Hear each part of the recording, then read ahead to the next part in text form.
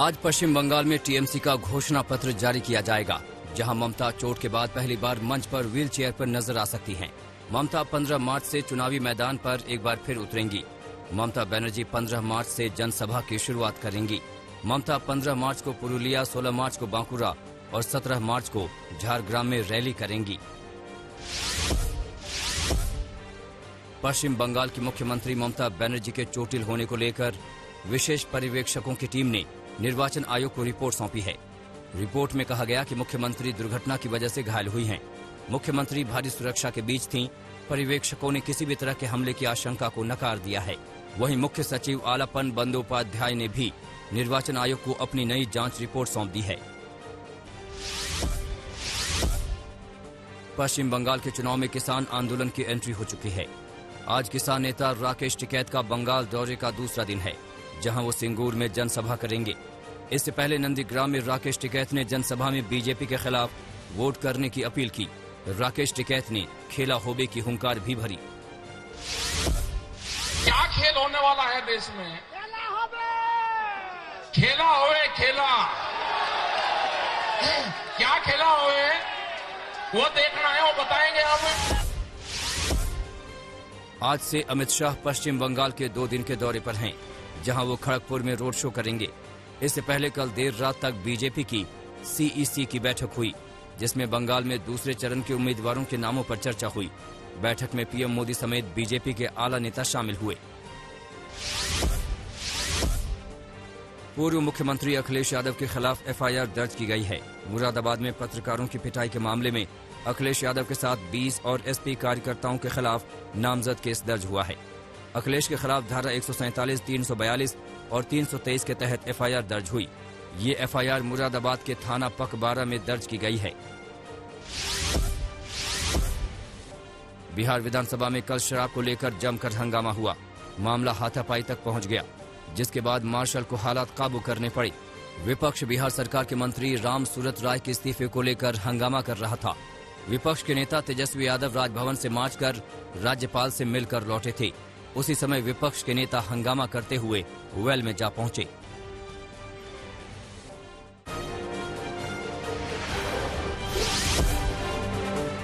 अंबानी के घर के पास मिला स्कॉर्पियो के मालिक की मौत के मामले में assistant police inspector Sachin Vaze को ठाणे की सेशन कोर्ट से बड़ा झटका लगा है। कोर्ट ने उनकी अग्रिम जमानत याचिका खारिज कर दी है। मामले की अगली सुनवाई 19 मार्च को होगी।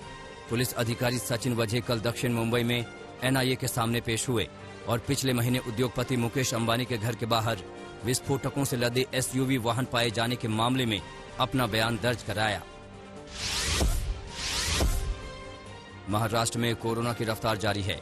लगातार दूसरे दिन 15,000 से ज्यादा नए केस सामने आए हैं। वहीं 24 घंटे में 88 लोग कोरोना की वजह से अपनी जान गंवा चुके हैं। वहीं दिल्ली में लगातार तीसरे दिन कोरोना के 400 से ज्यादा केस सामने आए हैं। सीएम अरविंद केजरीवाल ने लोगों से वैक्सीन लगाने की अपील की है। श्री अमरनाथ जी श्राइन बोर्ड ने यात्रा की तारीखों का ऐलान कर दिया है। इस बार अमरनाथ यात्रा 28 जून से शुरू होकर 22 अगस्त को खत्म होगी। यात्रा के लिए एडवांस रजिस्ट्रेशन 1 अप्रैल से शुरू होगा। सुरक्षा के चलते इस बार यात्रा 56 दिन तक चलेगी। आषाढ़ चतुर्थी से लेकर रक्षाबंधन तक श्रद्धालु बाबा अमरनाथ के दर्शन कर सकेंगे। ओशो कम्यून की 3 एकड़ जमीन बेचने के मामले में विवाद गहराता जा रहा है। इसमें 2 प्लॉट की कीमत 107 करोड़ रुपए लगाई गई है। ये पूरा मामला मुंबई चैरिटेबल कमिश्नर के यहां पहुंच गया है, जहां इस मामले में 15 मार्च को सुनवाई होगी। आज भारत और इंग्लैंड के बीच दूसरा T20 मुकाबला खेला जाएगा। सीरीज के सारे मैच मोटेरा के नरेंद्र मोदी स्टेडियम में हो रहे हैं। पहला मैच हारने के बाद टीम इंडिया सीरीज में 0-1 से पीछे है।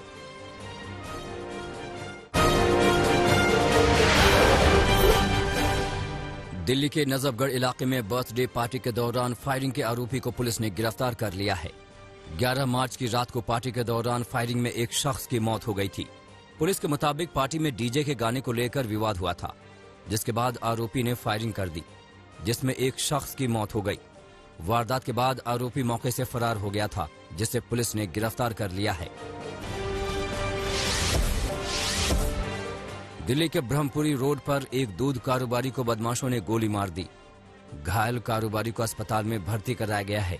पुलिस के मुताबिक मनोज नाम का कारोबारी अपनी दुकान पर बैठा था, तभी अज्ञात बदमाशों ने उसे गोली मार दी। पुलिस कारोबारी को गोली मारने वाले आरोपियों की तलाश में जुटी है। हरियाणा के पानीपत की शास्त्री कॉलोनी में एक युवक का शव बरामद हुआ है। युवक का चेहरा ईंट से बुरी तरह कुचला हुआ था। पुलिस ने मौके से शराब की बोतलें भी बरामद की हैं। माना जा रहा है कि हत्या से पहले युवक से लूटपाट की कोशिश की गई। मृतक की जेब से एक डायरी और बिना सिम का मोबाइल फोन बरामद हुआ है। डायरी में लिखी गई जानकारी के आधार पर पुलिस मृतक की शिनाख्त करने की कोशिश कर रही है। यूपी के झांसी में पुलिस ने 2 साइबर अपराधियों को गिरफ्तार किया है।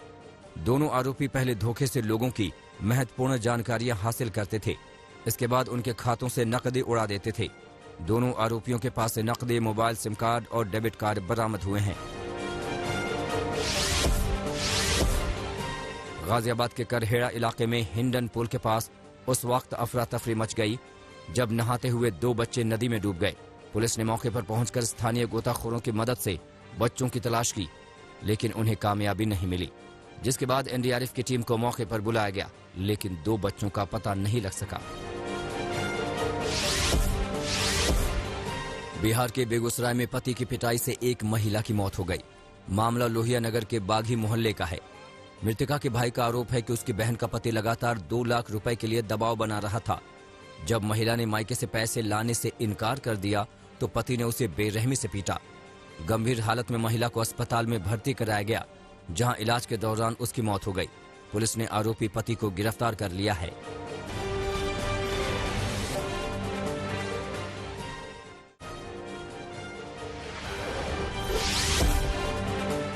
हरियाणा के सोनीपत में खरखोदा इलाके में शादी समारोह के दौरान फायरिंग में 3 लोग घायल हो गए।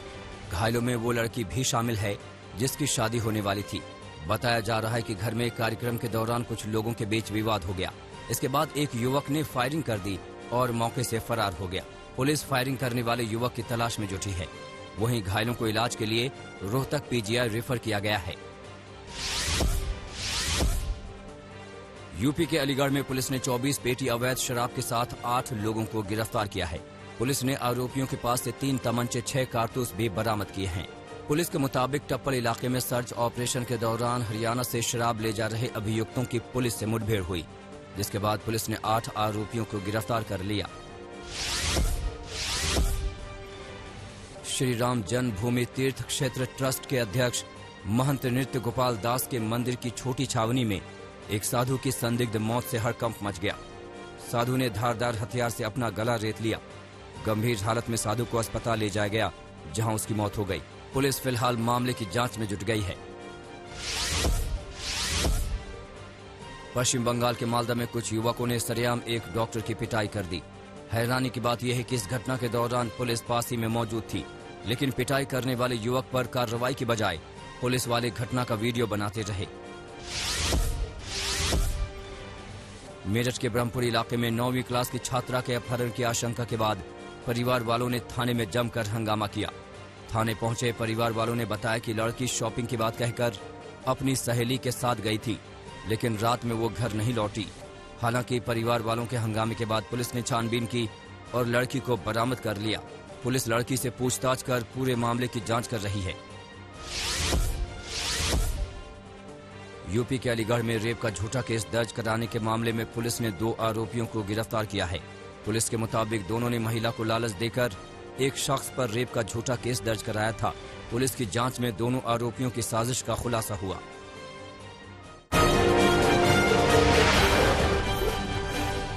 अमेरिका के रक्षा मंत्री लॉयड ऑस्टिन अगले हफ्ते भारत के रक्षा मंत्री राजनाथ सिंह से मुलाकात करेंगे। दोनों देशों के बीच बड़ी रक्षा साझेदारियों पर चर्चा होगी। पेंटागन के शीर्ष अधिकारियों के मुताबिक भारत और अमेरिका के बीच रक्षा साझेदारी में इजाफा करने की प्राथमिकता है। अफगानिस्तान के पश्चिमी प्रांत हेरात में एक कार धमाका हुआ। इस धमाके में 8 लोगों की मौत हो गई, जबकि 53 से ज्यादा लोग घायल हो गए। विस्फोट के कारण 14 घर भी क्षतिग्रस्त हो गए। रूस की राजधानी मॉस्को में 150 म्युनिसिपल काउंसिल मेंबर्स को गिरफ्तार किया गया। भ्रष्टाचार के आरोपों के चलते ये गिरफ्तारी हुई। गिरफ्तारी की जमकर आलोचना हो रही है। संयुक्त राष्ट्र के ह्यूमन राइट्स काउंसिल की एक बैठक में शिनजियांग में मानवाधिकार हनन का मुद्दा उठा। 64 देशों ने चीन के खिलाफ क्यूबा के प्रतिनिधि नेता के प्रस्ताव का समर्थन किया। चीन शिनजियांग में विगर मुसलमानों पर अत्याचार करता रहा है। पराग्वे की राजधानी में राष्ट्रपति के खिलाफ लोगों ने विरोध प्रदर्शन किया। कोरोना से लड़ाई में लापरवाही और भ्रष्टाचार का आरोप लगाते हुए लोगों ने राष्ट्रपति से इस्तीफे की मांग की।